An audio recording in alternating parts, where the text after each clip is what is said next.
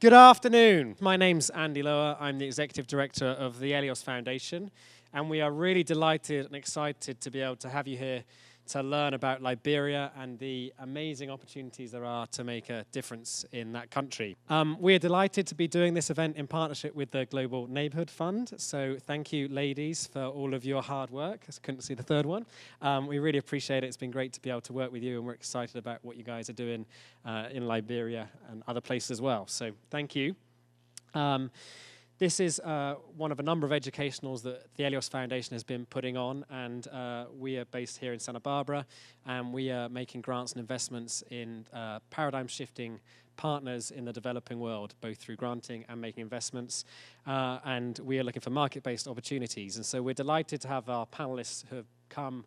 Some of them have come from Liberia, others of them come from other parts of the States, to be presenting on their opportunities. In addition to that, one of the things that Eleos and the Global Neighborhood Fund really values is providing education on what we think are these needs and these opportunities. So we're delighted to have some of our guests who will be here specifically to educate us on what is the reality of life in Liberia. So without further ado, I'd like to introduce you to our first guest, and it's been great, even though I haven't had enough time to get to know him well, it's been great to spend some time with Kimmie Weeks. Some of you may have seen the trailers and some of the presentations that Kimmie has got on the internet. Kimmie was born in Liberia, and as a young child lived through the civil war there. In 1998, he wrote a report about the government's involvement in the training of child soldiers, and as a result, the former Liberian president, Charles Taylor, made several attempts to assassinate him. Kimmie then fled Liberia and was granted political asylum in the United States, where he went on to college and to start the organization named Youth Action International. So it is a great honor and a privilege to have Kimmie here, and so I'll pass on the microphone to Kimmie to talk us about Liberia. Thank you. It's very good to be here today and to see so many people who are very interested in Liberia and issues with Liberia. And I want to thank Amy and the foundation for putting this on, and I'd appreciate if we can give them a round of applause just for their work. You know, when I came in from Liberia a week ago, and I was in Philadelphia, and it's cold in Philadelphia. They told me I was coming to California, and I thought it was going to be warm last night. It was cold. I was like, geez, all of America is in winter right now. But today's better. I want to talk to you today about the Liberia I know. It is a country that has seen a lot of chaos and a lot of pain and a lot of human suffering, deep human suffering. But it's also a country that's on the rise, that has so much potential. And you'll hear from other speakers tonight who see that potential and who are really involved in the process of change making. I hope that everybody in this room will leave today with an idea, a strong idea of exactly what to do. Because unless there are partnerships, unless there are people not just in Liberia, but around the world who believe in that idea that together we can make real change happen. It's not just about Liberians. It's not just about people in the US thinking that they can change Liberia. It's about collaboration, and that's the challenge that we have. Africa, a vast continent, over 53 countries, independent countries, very, very different cultures. In fact, sometimes I fly from Liberia to Sierra Leone, 45 minutes apart, very, very vastly different. And Liberia is one of those very, very unique places. It was started by former slaves, freed slaves who had left the US and gone back to Africa, returning home to set up a place that they could live in and be free, essentially. That experiment had many, many issues that eventually started to have deep problems and resentment between the freed slaves and native Liberians or indigenous Liberians. And that relationship really continued to turn into turmoil, essentially. But Liberia means a beautiful country. You can see the flag, and each time I put on my flag of Liberia, people think that it's the US flag, because there's a lot of similarities with Liberia and the US. In fact, for a long time, it was called Little America, and we've had that law for America for a long time. In 1989, a man named Charles Taylor started the Liberian Civil War. Samuel Doe was in power at that point. He was a dictator in the country. And Charles Taylor said, or he told the Liberian people, that essentially what he was leading was the grand revolution for Liberia, and it would transform the Liberian landscape, essentially. And I remember when the Liberian Civil War was announced, there were people who went out in the streets dancing and celebrating. They thought that this was the day for Liberia. And I was 9 at that point, didn't understand politics, but hey, I didn't have to go to school, so I ran out dancing and singing myself. And then the Liberian Civil War started, and my mom and I lived in the capital. My mom had gone to school in the US, she had gone to FIT in New York, and she had gone back to Liberia to be a part of the rebuilding process. Never did she think that a day would come when she would be in extreme circumstances to the point where she wouldn't be able to provide food for me or for her family. And that was the case for most Liberians. And then the war starts, and then it goes from being a grand revolution that people had thought it would be, to people started to see and witness the carnage that we never thought would happen or was possible in Liberia. I mean, throughout the region, before the war, Liberians were known to be the most peace-loving people. So even the brutality of the war, as you saw last night, and what happened and what we experienced, was shocking to other African countries, let alone the West, because everybody knew Liberians to be peace-loving. But the war transformed the entire country in such a negative way. My mother and I lived in the capital, and all of a sudden, when the fighting started, we're completely surrounded by it. I remember being in our homes for several days and just listening around us as the missiles were going off, the bullets were flying everywhere, watching, you could see the neighbors' houses, places where your friends lived, being burned and destroyed. And just think about that feeling of being a child and knowing your childhood friend is in a house next door that's now being destroyed. When the rebels captured our homes, we were forced out of our homes with nothing, as you learned from the movie last night. Absolutely nothing. Just what we were wearing was all that we had. And my mom and I joined almost the entire population of the capital, walking, trying to find a new place to call home. And it was on that journey for the first time that I saw a child soldier, someone my age, 10 years old, who was holding a real gun, not the toy guns we're used to, but a real gun. And child soldiers in Liberia were the most feared of the rebel armies. They were the ones that people did not want to be caught up with. And that first image of a child holding a gun remained with me and continues to remain with me till today.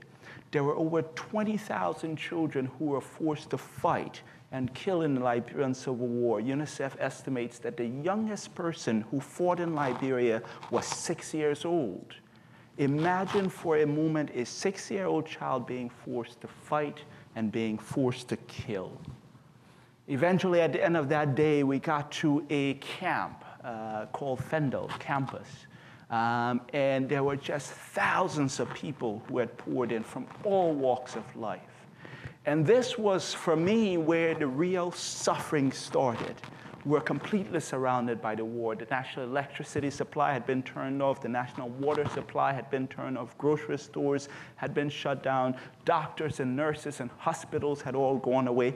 Anything you think about that makes life normal simply disappeared, was no longer there. And we were in this camp, surrounded by all of the fighting, surrounded by all of the war. And within a short time, people, even people who brought food with them, started to die. Their food ran out, and people started to die from starvation. People started to die from waterborne illnesses like cholera. And I myself became so sick. I was just with my mom. We're in a room with 16 other families and just laying on this floor, drifting in and out of consciousness, essentially. And I remember each time I would wake up and see my mom's face, and there would just be this smile on her face, this reassuring smile. There was a point where we had been there for very, very long, and I had stopped waking up, and I was just going in and out of consciousness, that people started to feel that something had happened to me. I wasn't getting up, and people said that he's died, and my mom was simply hiding it, was what they felt. And I remember my mom, two of the men in the room had come to my mom, and they had held her, and this other person who wasn't a medical doctor felt my pulse, and right there said I had died. So they basically wrapped my body up in the cloth that I was laying on and took me out to one of the piles and essentially left me there on the piles. When they let my mom go, it was her who ran from the room, and she went out and started going from pile to pile, essentially looking from in piles of dead, going through all the dead bodies, trying to find me. And when she eventually found me, all I remember was just feeling this violent shaking on my body, and then waking up, looking and seeing my mom's face, and just seeing the tears and grief in her eyes. I had no idea I was laying on a pile of dead bodies. And that was 1 month into being in the camp, and we stayed there for 6 months. The entire war, as you know, went for over 14 years, and was some of the hardest points for Liberia. But fortunately for us, change has come to Liberia. In 14 years, after 14 years, we finally have peace. We finally have the opportunity to rebuild a country, to rebuild our country. Right after the war, there was elections that was held, probably one of the most freest and fairest elections in African history. And Madam Ellen Johnson Sirleaf won and became Africa's first female president. It was a moment of celebration for Liberia and hope that now, finally, Liberians had the opportunity to see change happening. And as you can imagine, the work that needs to be done is intense. Everything was destroyed. The national water supply system was destroyed. The electric power plants were destroyed. All the major roads were destroyed. Schools were destroyed. Hospitals were destroyed. So just imagine the task that this president has of using very, very little resources, but having to do so much. And that rebuilding process has started. Schools are being rebuilt. Hospitals are being renovated. Roads, which are so key for people to get their products from one place to another, are being rebuilt, connecting towns, cities, villages, etc. And even though we see so much development and so much progress, the challenges are still many in Liberia. This map has been distorted to show the presence of malaria in the world, or where malaria deaths are happening. Over 2 million people approximately die from malaria every year. And you can see how Africa blows out of proportion because of the number of people who are dying from a preventable disease like malaria. In Liberia, there are so many health concerns and major health issues. Hospitals that need so much in terms of doctors, in terms of equipment, in terms of medicines, or even access for so many people who are many, many hours away from the nearest healthcare center, or people who can't simply afford to pay for healthcare if their children are sick. You will hear tonight from one of the presenters who will talk about her work in trying to make healthcare more available, more effective, and more efficient in Liberia. Waterborne illnesses continues to be a major problem. As someone who nearly died, I myself, from cholera, it's incredible to me that there's still so many people, again, look at Africa, blows out of proportion because so many people are dying from a disease or from an illness that is caused because people don't have access to safe drinking water and sanitation. This is the era of the internet. This is the 21st century where technology is far beyond our wildest dreams, but people are dying because they don't have water and sanitation. And this is a pressing issue in Liberia for many, many people, thousands of people who don't have clean drinking water, who don't have proper sanitation. And you'll hear from Saran in Face Africa about her work to provide this essential service to women and children and families and villagers across the country who don't have access to this basic necessity that we take for granted. I can't tell you how funny it is when I'm in Liberia because, we still don't have running water in my apartment. And so I do the bucket showers, and it's an adventure to do the bucket shower. It's an interesting process. And then coming to the US and running around and you're just opening tap and water is flowing out, you don't realize it, but it is such a huge difference in having safe, clean drinking water and access to it. The opportunities for education, for making sure that the former child soldiers who fought and killed now can go back to the classroom. When you have a system where so many teachers were killed, where so many classrooms and schools were destroyed, how do you begin that process of retraining the teachers? How do you begin the process of building the schools? Because I believe that education is one of the most important parts and the fundamental parts of rebuilding Liberia, especially in the long term. It's a key part of what we need to do. And finally, access to jobs and employment and opportunity. I believe that the greatest chance of maintaining peace in Liberia is if we can provide meaningful employment opportunities and access to capital to the young people in Liberia. Unless we do that, we can have the best presidents, but unless we can reduce the unemployment rate and provide capital for Liberian people to be able to feed their families, we will be at risk of falling back into war. And young Liberians like Chid have started processes of going back and opening companies and, that are really having an impact in employing people and exporting the Made in Liberia brand, something that we want to see happening. I want to come here one day and every single person is wearing something made in Liberia. Wouldn't that be fantastic? I'll be a happy camper. I'll move to Santa Barbara. One of the things that I think drives the entire continent is hope, especially in Liberia. So much hope. I believe this hope lies in the women, because it's not just about, people like Chid and Saran and myself who've had the chance to be educated in the US and are running these organizations, but they're happening on the grassroots level. People, mothers, women who are working hard, being involved in local politics, being involved in their communities, young children who have so much curiosity, who want to learn, who want to go to school if that opportunity is provided.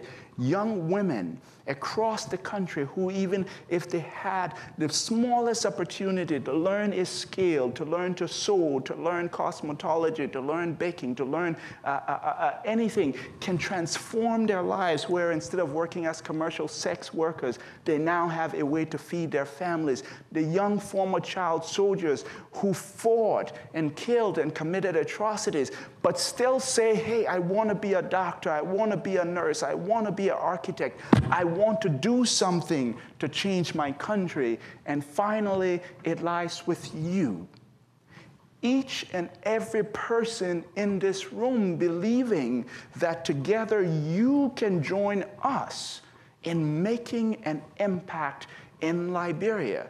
Change can happen, but it will only happen if every single person says, what can I do? How can I do it? And do it now. Don't wait. There's very, very often that we sit down and say, we're thinking about it, we're thinking about it, we're thinking about it. But while we're thinking, there are people out there who are dying. There are people out there who could be using that help. And unless we act now, we don't have a future for ourselves.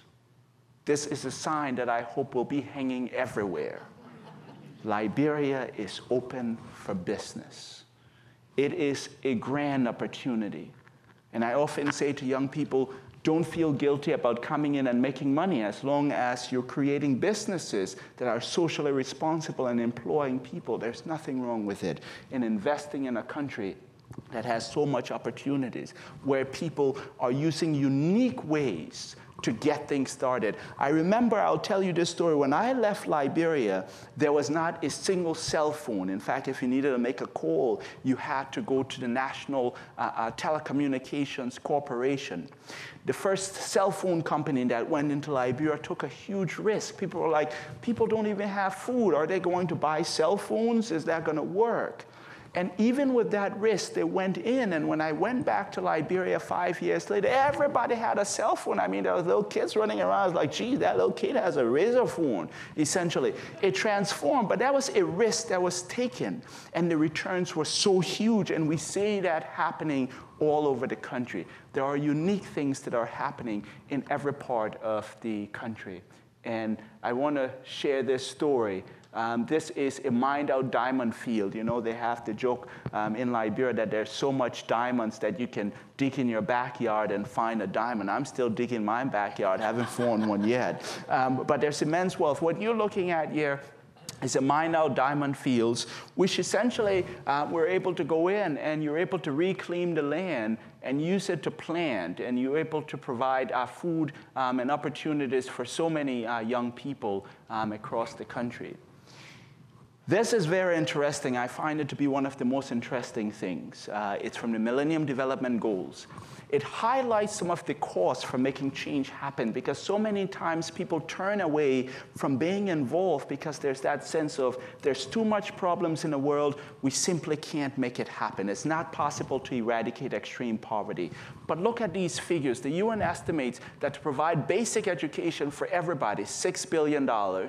Water and sanitation, as Saran is doing, $9 billion. Basic health and nutrition, $13 billion. Just giving you some of those figures. We're not spending our money in those areas, and we still have a lot of issues, and all of the children are out of school, 640 million. But instead, remember these figures, and look at where we're spending our money instead. Perfumes alone in the US and Europe, $12 billion. We spend more on perfumes than what it would take to send every single child to primary school-age children.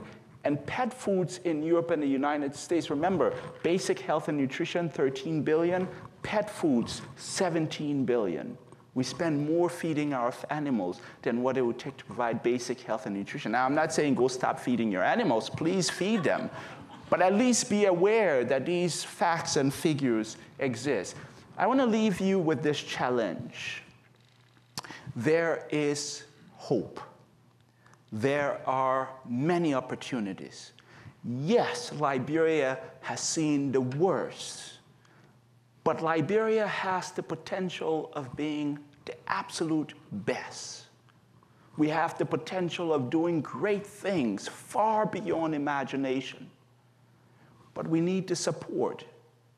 We need the real support in terms of investment, and we need the real support in terms of supporting organizations that are going in and rebuilding the education system, the healthcare system. Don't leave this room tonight and go back to business as usual. But before leaving this room, I challenge you to find something that you can do to make an impact in supporting rebuilding Liberia. Thank you. Wow. Well, I don't like following somebody that's that great, so I'm not going to stand too long on this stage.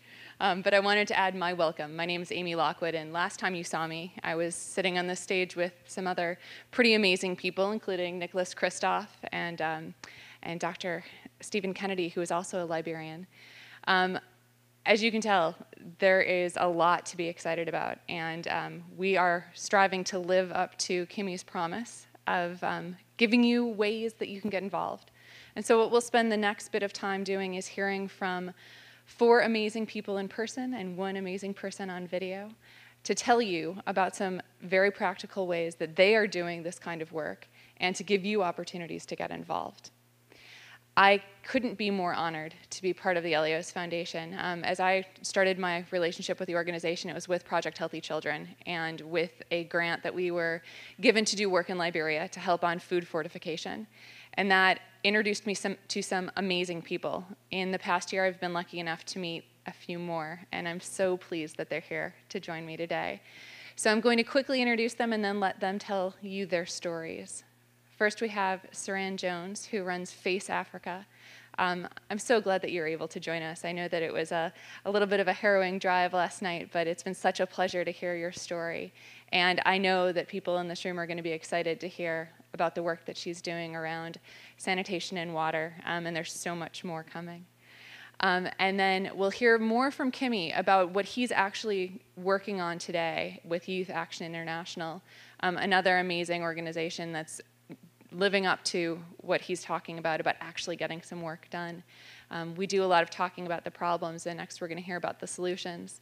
One incredibly interesting solution is around healthcare, and Melinda McKay, who works with John Snow International, is going to tell us about one of the most innovative projects that I think anyone's come up with about how to solve a problem of providing healthcare in a country where the systems just don't exist. And finally, we'll hear from Chid Liberty, who has started with his partner, Adam, whose birthday it is today, and we're so pleased that you would join us for your birthday, about an amazing factory that is the beginning of a large enterprise to help with building economic development and job opportunities for women in Liberia, and it will, I'm sure, at some point be women across Africa and the Middle East and Latin America and the rest of the world. And you can tell I get very passionate about this, and I challenge any one of you to walk out of the room without feeling the same kind of passion that I have for these groups today. So, without further ado, Theron.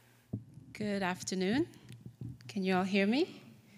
Wonderful. Thank you all so much for being here. I am so honored to be here, and thank you, Amy, and everyone from the Eleos Foundation for organizing this wonderful event and having all of us here.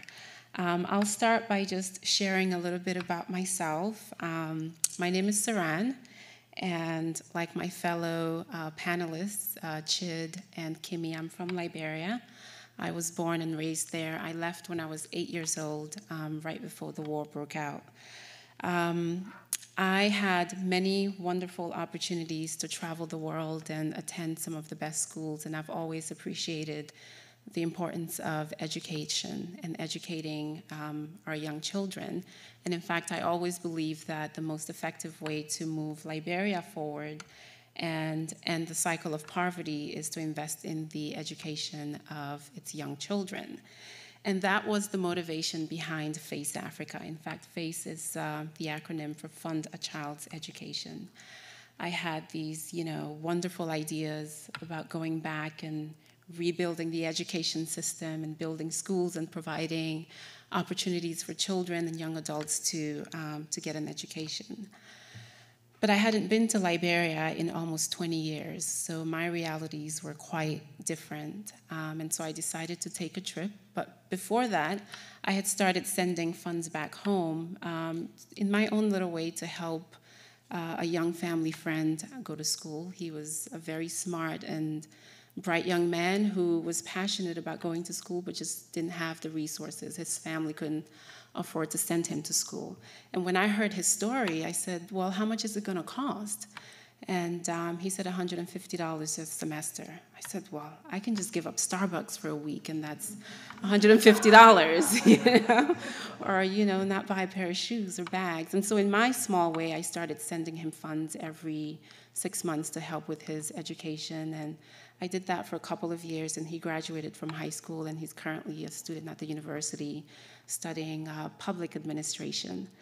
And so after this experience, I said, well, if I can do something so small to impact one person's life, imagine if I get more people involved, whether it's my friends and colleagues, and share my story and see if they would be interested in joining me to send 5 kids to school, or 10, or 20, or even 100. And so that's how the idea for FACE Africa came about. And then I visited Liberia in 2008 after 20 years, like I said. And I was faced with the harsh realities of a post-conflict environment. Extreme poverty, one of the highest unemployment rates in the world, no running water, no electricity, just enormous needs. And I was exposed to a level of poverty and lack of opportunity that I wasn't quite ready for. And I left quite depressed and disheartened, actually. But at the same time, I was very hopeful because I saw firsthand what the needs and challenges were, but also what I could do in my small little way, in my own small way to help with the rebuilding efforts. And I left Liberia feeling that while education was important and was the way forward, what I saw was that the water and sanitation issue was more pressing.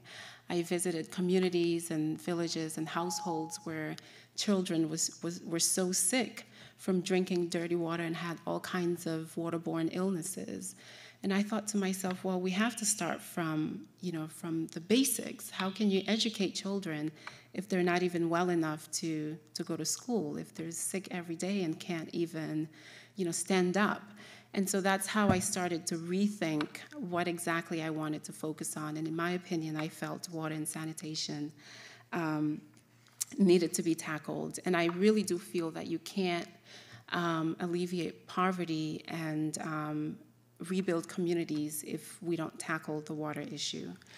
And we all know the statistics. Over 1 billion people worldwide don't have access to water and sanitation facilities. About 4,500 children die every single day from waterborne illnesses. And waterborne illnesses kill more children than malaria and AIDS combined. So it's a huge problem, and the situation in Liberia is no different. The water supply was completely destroyed during the war. Most Liberians today still fetch water from contaminated creeks and rivers. And like everything else in Liberia, the challenges of providing water and sanitation are quite daunting. Like Kimmie said, there's a lot of work that needs to be done. The government is not in a position to do everything right now, and so that's where we come in. And that's certainly where you come in, because we could use all the help and support that we need to provide these basic services to the people of Liberia. There are a lot of organizations that are already on the ground doing water and sanitation work along with the government, but there's still gaps. There's still rural communities and villages that have never seen a clean water well or latrines, and this is where we come in. We work with some of these organizations to help fill those gaps.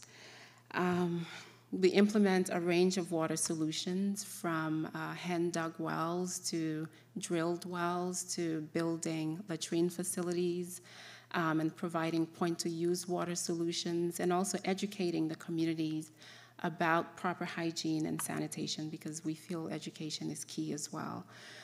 We completed our first clean water project last year in a community, in a town called Barnesville, and we installed a water purification system that currently supplies over 600 people with clean drinking water every single day.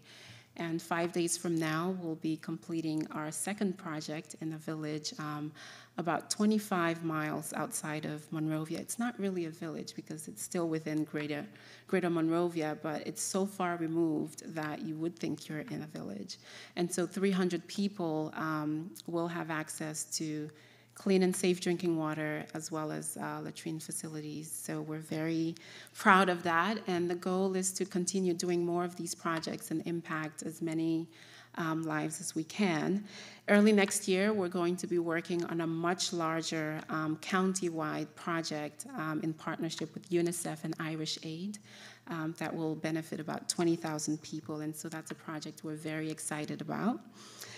Just to give you some figures, it really doesn't take a lot. It doesn't cost much. About $5,000 can provide a freshwater well in a community anywhere from 300 to 600 people.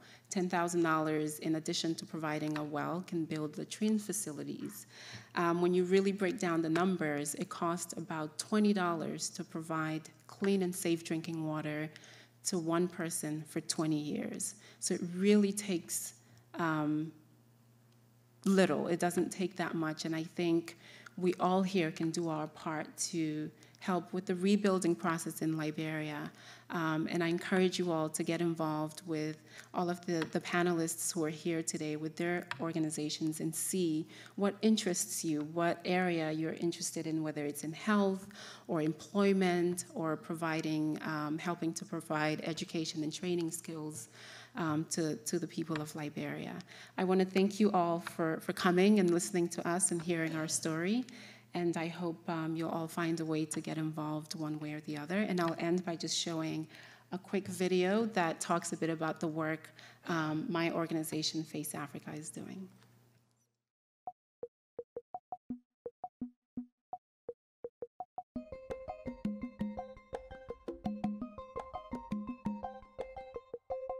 According to a CDC report, a necessary starting point in rebuilding the country is to provide easy access to clean drinking water. Doing so will reduce the incidence of waterborne diseases.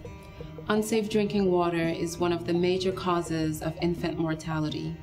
More than 15% of children die before reaching their first birthday due to waterborne illnesses. Clean water is now at the forefront of Face Africa's mission.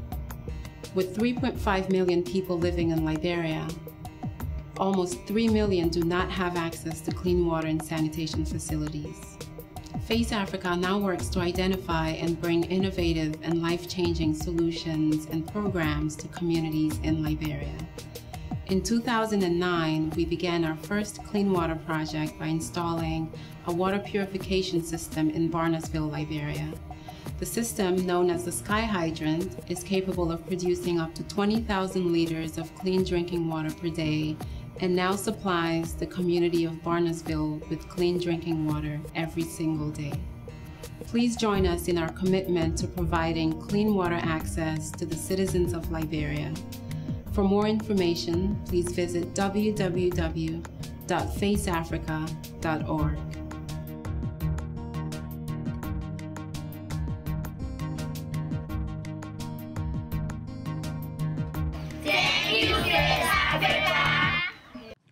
I started Youth Action International in 2005, and the organization was inspired again by the experiences that I had, both in the Liberian Civil War, but also as a recipient of aid. And so when we had the opportunity to start this organization, the idea was, what can we do differently, realizing there's a need, but also we wanted to make sure that the projects made a lot of sense and they had a lot of impact. And so the areas that we chose to focus on was education, healthcare, and economic empowerment. And there's two particular areas or programs that I want to just share briefly with you tonight. One of them is with education. And the heavy focus for us with education is in terms of early childhood development. We run a program called the Mother Goose Program, or the LECAP, Liberia Education Accelerated Teacher Training Program. And the whole idea of that, Liberia has never really had a concrete curriculum for early childhood development. A lot of schools simply have the situation where they will say, well, you know, that's not the area we need to focus on. Let's focus on primary. Let's focus on high school. And as many of you will know, the foundation of a child's education begins in the pre-primary school. So we've focused a lot on teacher training. Over 400 teachers have been trained through that program. But in addition to that, also providing the materials, because Liberia is not a place where the teachers can simply go out and buy the materials they need or have the curriculum they need. So developing that curriculum, providing the materials that they're able to work with their children. And over 8,000 children have benefited from the materials provided by that program. And it's one of the places we're looking for ways to expand the program. Essentially right now it's been focused in Monrovia, in Montserrado. Like we always say, Monrovia is not Liberia. And so our heavy task is, how do we take this early childhood development program to counties across the country? And this is one of the areas where we really can use help. Our vocational training centers are another key area because, like I said last night, there are lots of opportunities. I mean, the country is rebuilding, so we need carpenters, we need masoners, we need builders, etc. But there's not a lot of people who can do those. In fact, there are still companies who are importing people or labor from countries like Ghana and Nigeria because Liberians simply have not been trained. And so we're building vocational training centers, bringing young people, teaching them these skills, doing informal counseling. As you heard mentioned in the film, there's a center that's specifically for women, and every year 300 women go through that program. They get specific skills, they get counseling, they get business development skills, and at the end of it get a small loan to start businesses.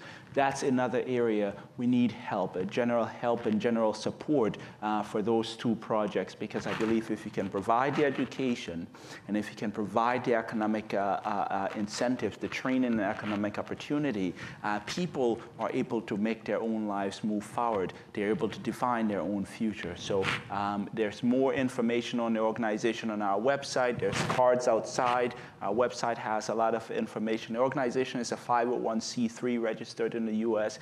We've done work in 6 countries in Africa, and we're always looking for support. Sometimes people look at the work we do and they're like, geez, those guys must have several $1 million. We actually have a small budget, but we're able to stretch that. And so with more support, we can do much, much more and impact more people. Thank you. Donald was not able to join us. She is one of the few doctors in Liberia, and I think it's always difficult when you take one of the few resources out. But the amazing people at JFK, which is the tertiary hospital, the main hospital in Liberia, helped us to put that video together to give you a little bit of a view into what the healthcare system looks like there. And the Under 5 clinic has been selected by the government of Liberia as the program that the government is looking for foundations to support. And so as part of a group of foundations that have been helping with the government, we wanted to really honor that and make sure that that was included in an offering to the community here as one of the amazing ways that you can get involved. So if that is something that you're interested in, because Dr. McDonald isn't here, I will be her proxy for this evening, so please definitely come and talk to me. There are lots of ways that people can get involved, and I can already think, after watching that video a few times, of some specific organizations and people here who might be interested in that. So thank you. Good afternoon. Thank you all for coming. It's great to see a lot of faces here that have real interest in Liberia. I was fortunate enough to live in Liberia for a year and fell in love with it. And it's something that really gets into your heart. And I'm fortunate enough to go back and forth quite regularly over the last 18 months to continue working on this project, a project that I'd like to talk to you about today. So essentially what I'm here to talk to you about is a new business model for healthcare in Liberia and in the rural areas. And it's a model that has the potential to be not only commercially sustainable, but to impact the entire health system of Liberia and to improve care and improve access to care for many hundreds of thousands of Liberians living in the rural areas. So what are the basics of the initiative? Sorry, this is going to be a little more drier than the other presentations. I'll try and make it a bit more interesting. So essentially it's to introduce a new standard of care, to introduce a world-class operator to run hospitals and health facilities in the rural areas. We've identified concessionaires. Now, concessionaires are organizations, large employers, people like Firestone in rubber, who have large rubber plantations, organizations like ArcelorMittal, who have large mining operations. We've identified these organizations as I would say, the commercial impetus for this program. They will reach up to 18% of the population within 5 years, and most importantly, about 1/3 of the rural population within 5 years. So this enterprise has been a number of years in the making. It started back in 2008, originated from a Humanity United sponsored study that looked at how social investors can help support private sector development in Liberia. I was part of the original team on that. We looked at 50 sectors, narrowed it down to 4 high opportunity projects that had, one, both commercial sustainability, but that also had a significant social impact. So since that time, Humanity United has funded JSI, John Snow Inc., my organization now, to actually facilitate the startup of this organization. So over the last year, we've been working towards doing that. So we ran a competitive process across Africa to find a very high quality operator that could actually run these hospitals on the ground. And we selected ultimately AAR Holdings, which is based out of Kenya, but they operate in a number of countries across Africa. Now, what's JSI's role in this is to act as the facilitator. Business in Liberia is not easy, so you need someone to bring the parties together. There's a lot of support for this initiative, both from the organizations, the concessionaires, they're very keen to sign on to it, both from the government as well, very, very supportive of it. They understand they cannot deliver the kind of healthcare that they need to in the rural areas. So there's a huge amount of support. Currently, right now, AAR is in serious discussion with a number of concessionaires, and we expect the first agreement to be signed within the first quarter of the year, next year. So basically, how does it work? All of the parties, it's about creating, both connecting a social good with a commercial common sense. So you've got the concessionaire on the right there. They pay for their employees and the beneficiaries, so their family members. They pay for their healthcare.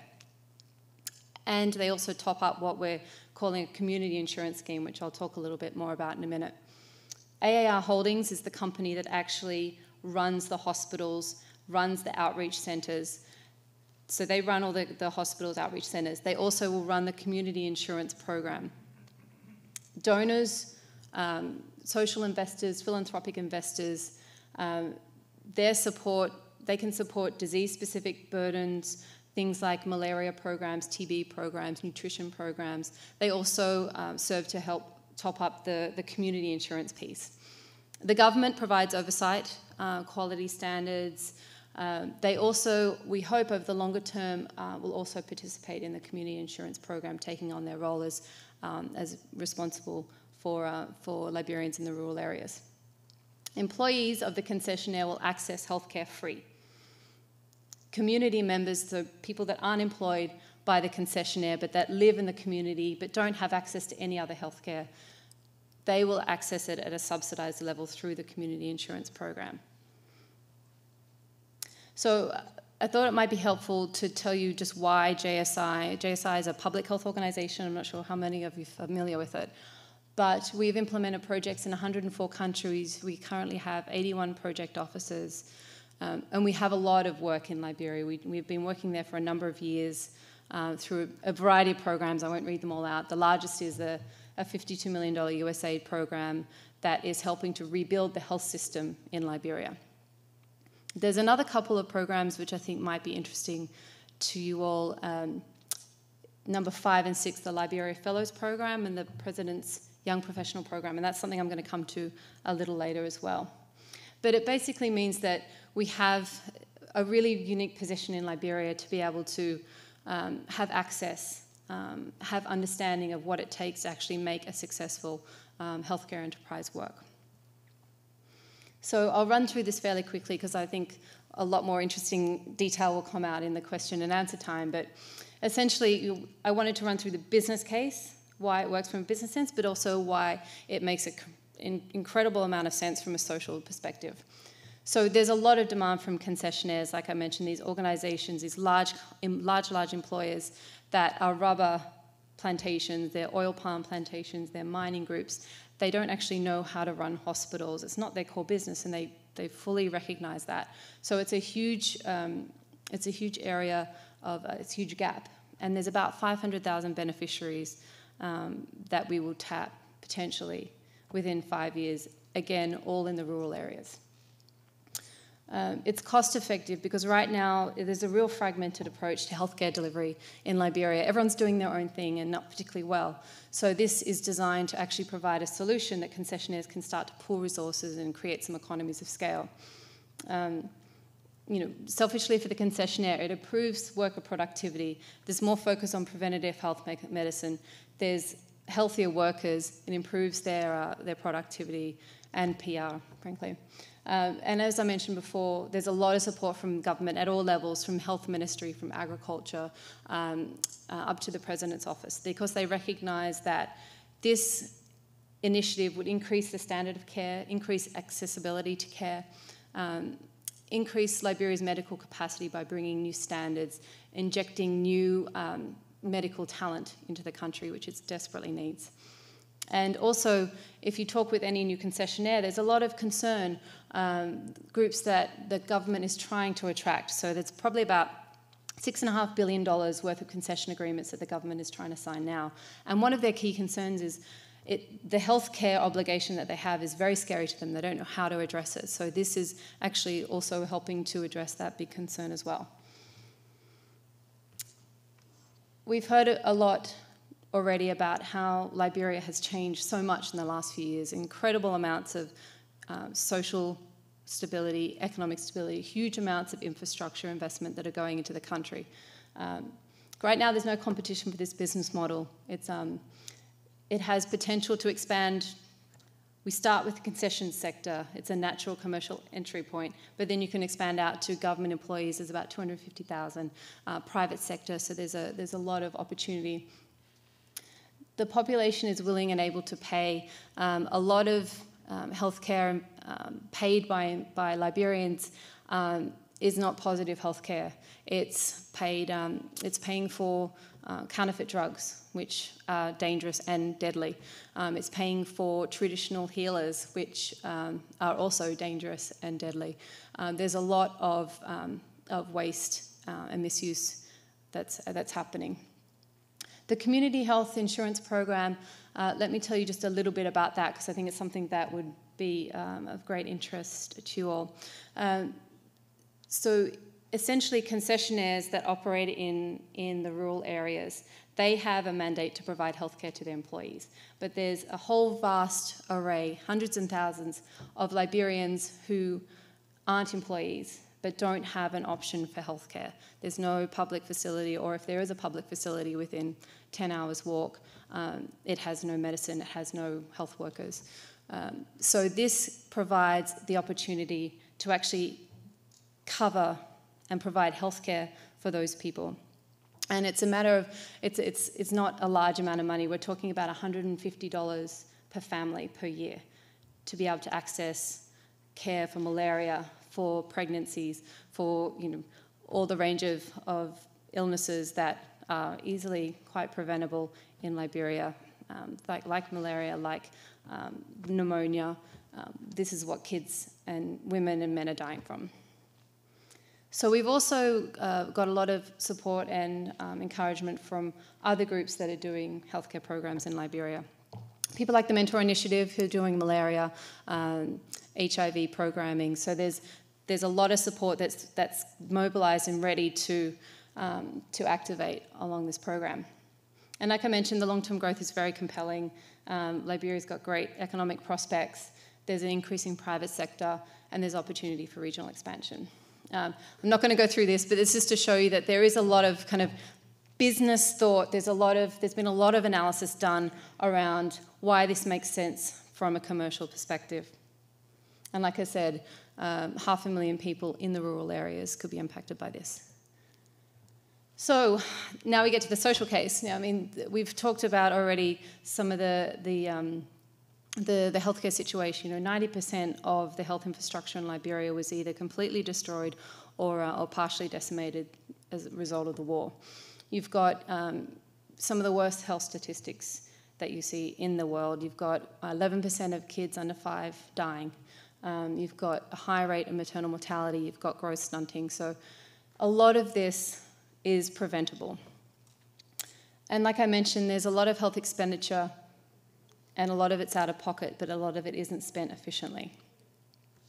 And using concessionaires gives us access to the rural population. A lot of the healthcare is funded by donors and by NGOs. And while that's great for now, it's not sustainable. So the government has already recognised that it needs to think of other ways to finance its healthcare system. And this is what we believe is a really strong contribution to that. The healthcare worker situation is also really poor. When I went to Liberia for the first time in 2008, I think there were 12 doctors in the entire country. That's increased now, but not by much. And you're dealing with a healthcare workforce that hasn't been trained in 20 plus years. Unfortunately, one of my friends was involved in a fire and was burnt and went to the clinic, and the doctor did not know how to treat a basic burn. It's really, the training is quite bad.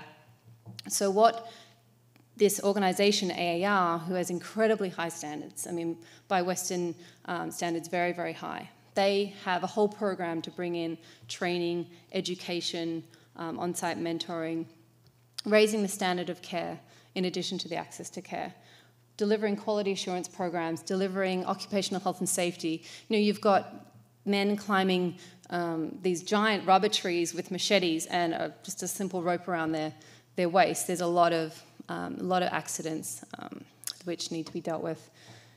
And also, I actually should also mention that there is a strong emphasis on Liberian ownership. We recognize that AAR is not Liberian, but there's an emphasis to stress incorporating Liberians in the direction and in the shaping of the organization, so through management involvement, through board involvement, and even through co-investment. And we've already been talking with a number of Liberian doctors, both in Liberia and in the diaspora, about how they can stay engaged in this. So I'm not sure how many of you are really familiar with the geography of Liberia, so this gives you a quick snapshot. So we've got a country of 3.5 million. About 2 million of that are in the rural areas. Monrovia is the capital, and that's where the majority of services are concentrated.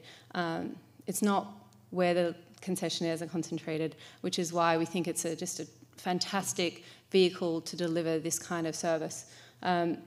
When you start to plot out where the major concessionaires are, you start to get this really interesting geographic clustering. And like I mentioned before, they've never even sat down in the room and talked to each other about healthcare, even though they might be right next to each other.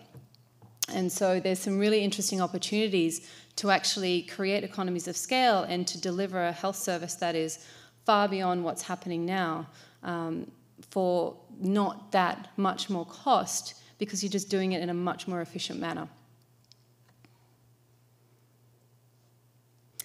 So how can you participate? As I keep kind of stressing, we're working in the rural areas, and I think it's really important just from a basic peace and stability standpoint, because, I mean, a lot of what we saw was this, and the cause of the war was this disparity between, you know, what Monrovia has and what, you know, the rest of the country has. And I think that we have to continually make sure that we're addressing that very, very important issue. Right now, the majority of health services are located in Monrovia. There is very, very little in the rural area, so this is really working to help address that. But how can you get involved? So there's a couple of buckets that need support.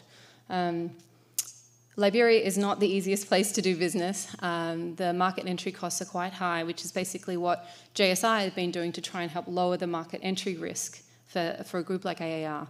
And so now we're at a point where we're about to sign with concessionaires. We need to look at how do we lower the market entry costs? How do we do bridge funding for the first couple of years? And also, I think, most importantly, is how do we fund the massive education and training programs that are necessary to build up the skills of Liberian health workers, because it's not, AAR does not intend to import health workers. They intend to train and skill local Liberian health workers. There's also the community insurance program. Now, I could ramble on forever about that, but I won't, and I'd love to talk to, if anyone's interested in that, I'd love to talk to you more about that one-on-one. But essentially, there's the opportunity we need to first study the feasibility of it and pilot it, and then the rollout and program support. So I mentioned that the community insurance involves the individual paying some portion. The concessionaire is willing to fund another chunk, and then we need the missing gap. That's what we're looking for support for. So that's on the health piece. There's a couple of other things that JSI is working on in Liberia, which I think is a really compelling opportunities. one of the biggest issues in Liberia is just a sheer lack of capacity at all levels. And it's really a really big issue when we're talking about moving the country forward. And so since 2007, JSI has run a program called the Liberia Fellows. And it essentially matches a mid-career individual into a ministry and is basically a support for the minister or the deputy minister. And they've done a whole range of different things. They've helped to rewrite the revenue code. They've negotiated concession agreements. They've helped to develop healthcare policies. So they've touched, I want to say, 12 ministries. And it's really been a very, very successful program. Each fellow costs, I think, $70,000 per annum. And there's currently 12 in country right now. Another program that we've actually just started is the President's Young Fellowship Program. President's Young Professional Program, I should say. So that is targeted at Liberians, young Liberians, to give them opportunities to conduct public service within the government and to build their capacity and to build kind of the next leaders of Liberia. And that's a 2-year opportunity, and we have 25 fellows right now. And the average cost, I believe, is about $25,000 over the course of 2 years. So that's proving to be an incredible program. Both programs, President Sirleaf actually personally selects where the fellows are placed. So she's highly involved in that. So there's just a few areas of opportunity, and I'm looking forward to some more questions from you later. Thank you. Okay, hi everybody, how are you? Great. So first of all, I want to thank Amy and Andy and Jim for inviting me to speak today. When Amy first told me that I would be coming to Eleos to kind of get people hyped up about investing in Liberia, I was pretty excited. And then she said that I would be on a panel with Kimmie, Melinda, and Saran, and I thought, oh no, there's no way I can fake my way through this one. So I'm just going to do my best and see what happens. So, sure. So my name is Chid Liberty, and I am from Liberia. But I didn't come to give you a typical speech about Africa. I didn't come with a harebrained scheme of how we can steal natural resources from Africa's indigenous people by putting a few pennies on the dollar into the pockets of a political oligarchy, and then sell those natural resources for immense profits in the developed world, with the true heirs of that wealth not seeing any of that income because they're so busy being trapped in a cycle of poverty that they're not paying attention to what's going on. I also didn't come to show you how for 50 cents a day you can save a child, or buy a woman a goat, or help her launch her very own lemonade stand. Not because these aren't true needs in Africa. In fact, when I saw Kaba launch its first Liberian microenterprises, I was so excited and felt that Liberia was finally getting on the map. But I am pretty tired of these being the only two conversations that we are all having about economic development in Africa. And I can't understand why, when most of our own incomes are derived from wages and salaries and small and growing businesses, why we would overlook the small and medium-sized enterprise as the most effective tool for not only ending poverty, but also providing access to healthcare and education in Africa. And so I've come to you today with a very simple theory of change. That if we can cooperate with producers to build their capacity to compete for contracts, for which they have an economic advantage in the $2.3 trillion consumer goods market, and if we can ensure that the means of production belong exclusively to the local communities, and if we can also act as a bridge to world markets that replaces a culture of sweat shops with a culture of sweat equity, then we will lift Liberia, lift Africa, and lift the world. Now, I know that it's very natural to think that all sounds great in theory.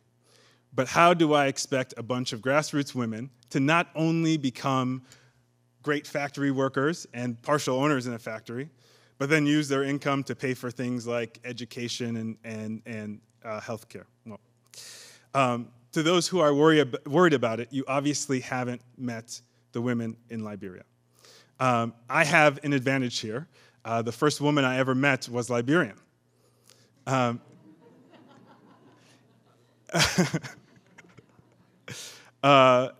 talk a lot about my dad. People ask me about the inspiration for the project a lot, and I talk about my dad and how there's really a true special feeling that grips my soul anytime I step on peaceful Liberian soil, knowing that he would have given anything to see the country he loved so much emerge out of its national nightmare into hope and prosperity. But yeah, I do have another special Liberian in my life, and this is a woman who I've witnessed always put her children first. It didn't matter if she was hosting dinners for heads of state as an ambassador's wife, or swallowing her pride to beg a friend for shelter when my family went into exile. This is a woman who today, as we speak, is providing health care to inmates in the Milwaukee County Jail until she goes home at 5 o'clock to take care of her 43-year-old daughter with Down syndrome. So, last night, as we watched the Liberian women confront Charles Taylor and demand on behalf of their children that he end the killing, I was amazed, but I wasn't surprised.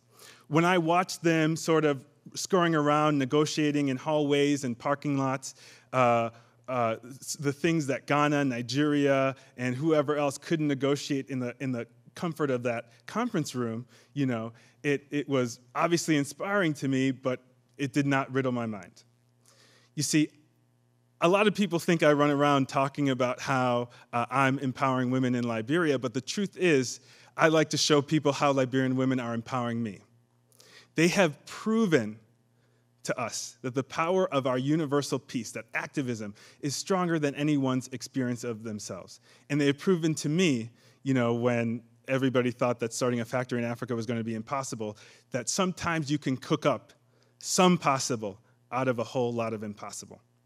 There's something really special going on in Liberia, and it's much bigger than me, much bigger than our factory, but this special opportunity, this glimmer of hope, will not last forever.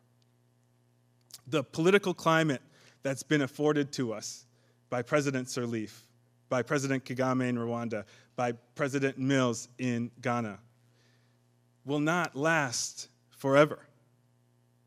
And so it really calls us to be present to the fierce urgency of now. People ask me all the time, Chid, you sound like a pretty good entrepreneur. I like your business model. I like the fact that you have these great clients in the pipeline. But can you tell me the risk of investing in Liberia? And I tell them the risk of investing is nowhere near the risk of not investing in Liberia right now.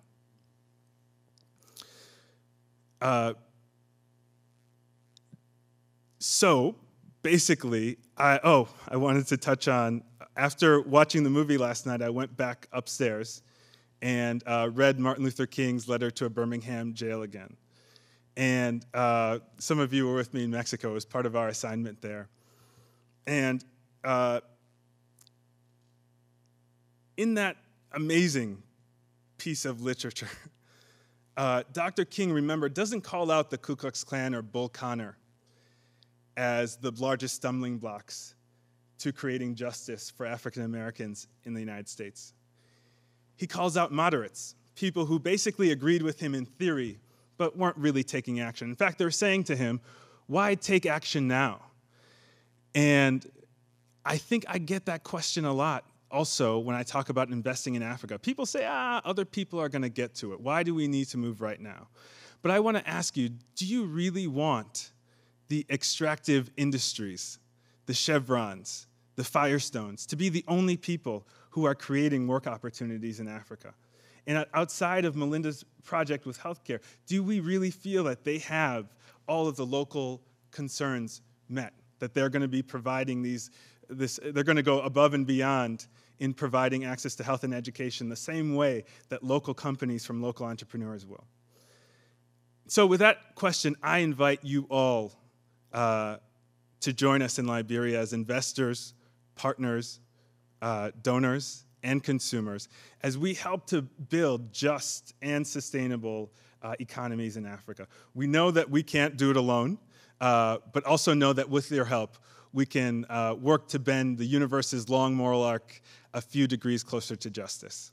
And I will also be available with questions. And for anybody who can't one-on-one on me, I want to quickly introduce Adam Buttline, my business partner, and the birthday boy. Thank you. The Eleos Foundation, in addition to putting on this event, is in the midst of doing a lot of diligence to try to understand where we can play a role in supporting these opportunities and others in Liberia. Jim just came back from a trip to Liberia. He's got lots of great stories and photographs that I'm sure he'd be happy to share with you, and he'll be with us at the reception. Andy's been to Liberia and met with the president and has a lot of really funny stories. So please make sure you ask Andy about things like getting sweaty in helicopters. And we just are so pleased to be able to do this together with you and want this to be the beginning of a conversation about development, a beginning of a conversation about investment, a beginning of a conversation about Liberia. And we're excited to be on this journey with you. We look forward to the next steps of it. And I direct all of you to room A because that's the very first small one. So thank you all so much for coming, and we'll talk to you in the next room.